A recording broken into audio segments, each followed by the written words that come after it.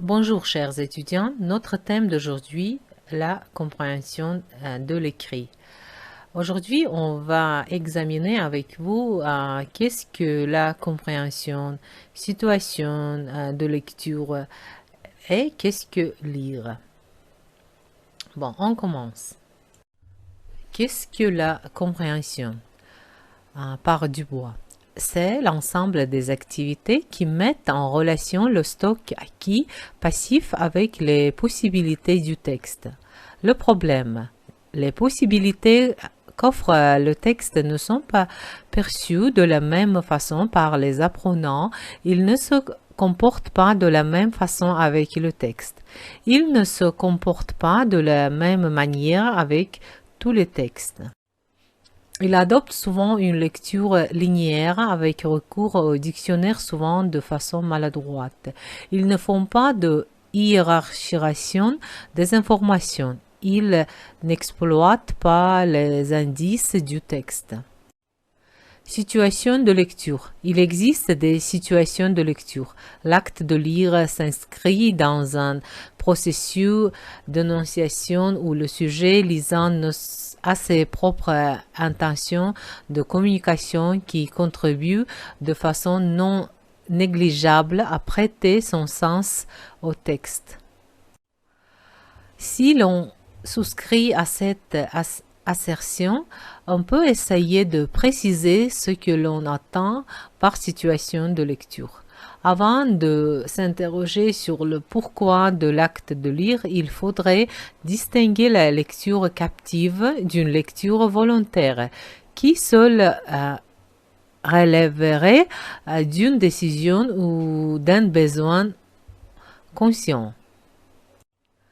Si l'acte de lire est conscient, voulu, désiré et non imposé par l'environnement ou l'institution, pourquoi décide-t-on de lire? Il y a sans doute deux raisons fondamentales. Soit on lit par plaisir, et il s'agit de la lecture détente, de la lecture loisir, soit on lit pour s'informer, pour chercher une information au sens large du terme. Et c'est ce type de lecture que nous envisagerons. On peut ajouter à cela qu'on peut lire pour agir ou pour apprendre. Avant d'évoquer le comment lire, il importe de remarquer qu'en situation scolaire, les lectures ne soient jamais diversifiées comme elles le sont dans la réalité. Seuls des objectifs de lecture bien définis pourront déterminer ce que l'on va lire, le choix des textes et comment lire, les stratégies de lecture. Qu'est-ce que lire? Une activité oculaire et cérébrale. L'œil ne passe pas d'un mot à l'autre. Flottement, focalisation sur un mot, une structure, un titre, balayage, régression, arrêt. On ne lit pas tous les textes de la même façon. Pour le même contenu conceptuel, il y a différentes modalités d'expression. La même information peut être exprimée de différentes manières. Pour lire et comprendre un texte dans une situation donnée, faut-il lire tout le texte, faire un survol, lire partiellement ou complètement? Dans la majorité des situations de lecture, la lecture est silencieuse. Seules quelques lectures peu entraînées auront recours à l'oralisation. La lecture silencieuse est bien plus rapide et plus efficace que la lecture orale qui oblige à suivre le texte lettre après lettre. Quand on parle de lecture intégrale, il s'agit d'une lecture qui suit effectivement l'ordre du texte, mais qui n'est pas à proprement parler une lecture déchiffrage. Lors du processus de compréhension, le lecteur, loin d'être passif, fait l'intervenir plusieurs sortes d'hypothèses. Tout d'abord, comme il ne lit pas n'importe quoi, il fait des hypothèses globales sur le contenu du texte, hypothèses renforcées par la forme du document, de son support, par les titres et les illustrations ou les graphiques, etc. Ensuite, au fur et à mesure de sa lecture, des hypothèses plus fines et plus élaborées, d'ordre sémantique principalement, interviennent pour l'aider à reconstruire le sens du texte. La poursuite de la lecture entraîne la confirmation ou l'information des hypothèses antérieures.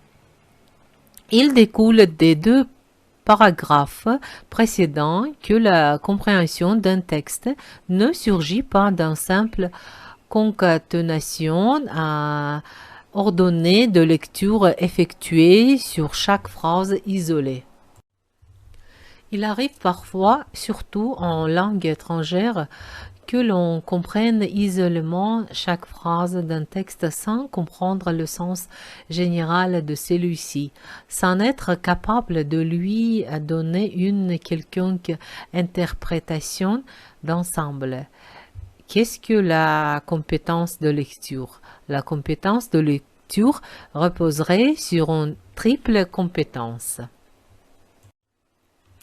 Une compétence linguistique qui releverait des modèles syntactico-sémantiques de la langue, une compétence discursive qui reposerait sur la connaissance des types d'écrits, leur organisation rhétorique et leur dimension pragmatique, les situations d'écrit, une connaissance des références extralinguistiques des textes, l'expérience vécue, les savoir-faire, le bagage socioculturel et la perception cultivée que l'on a du monde.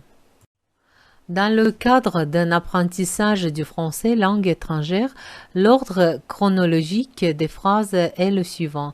Perception des signes visuellement prégnants. On part des signifiants car tout le texte écrit a une fonction iconique qu'on se doit de prendre en compte.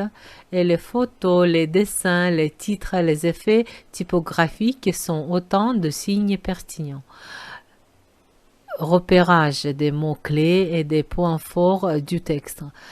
Grâce à des questions clés, on procède au relevé soit d'éléments formellement proches à les dérivés par exemple, soit d'éléments sémantiquement proches par synonyme, hyperonyme, etc. À partir de ces points de repère et recherche de l'architecture du texte et réflexion sur les fonctions de ces éléments, intervention des données sociologiques, politiques, culturelles, etc., cas extra-linguistiques qui viendront préciser la signification de cette organisation du texte et les relations sémantiques entre les éléments pertinents du discours.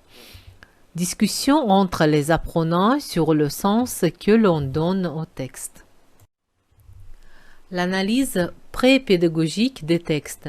Tout texte destiné à être utilisé dans un cours de langue nécessite une analyse préalable par l'enseignant.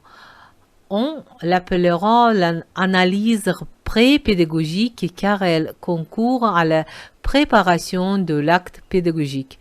Dans le domaine de la compréhension de l'écrit, l'analyse pré-pédagogique a deux objectifs.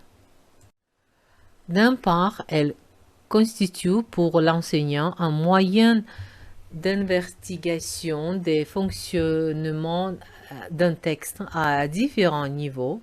Lors d'un cours, il doit pouvoir répondre aux demandes pas toujours prévisibles des apprenants. D'autre part, elle doit permettre à l'enseignant d'imaginer des stratégies pédagogiques pour aider les apprenants à accéder au sens d'un texte, technique de repérage, découverte d'indices, tactique de vérification par exemple.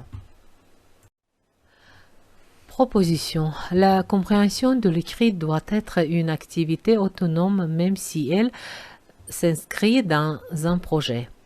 Aborder le texte de différentes façons, varier les questions, les formuler de différentes façons, les reformuler.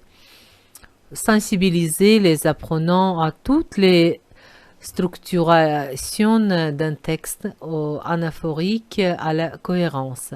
Enlever les blocages psychologiques qui ôtent l'envie de lire.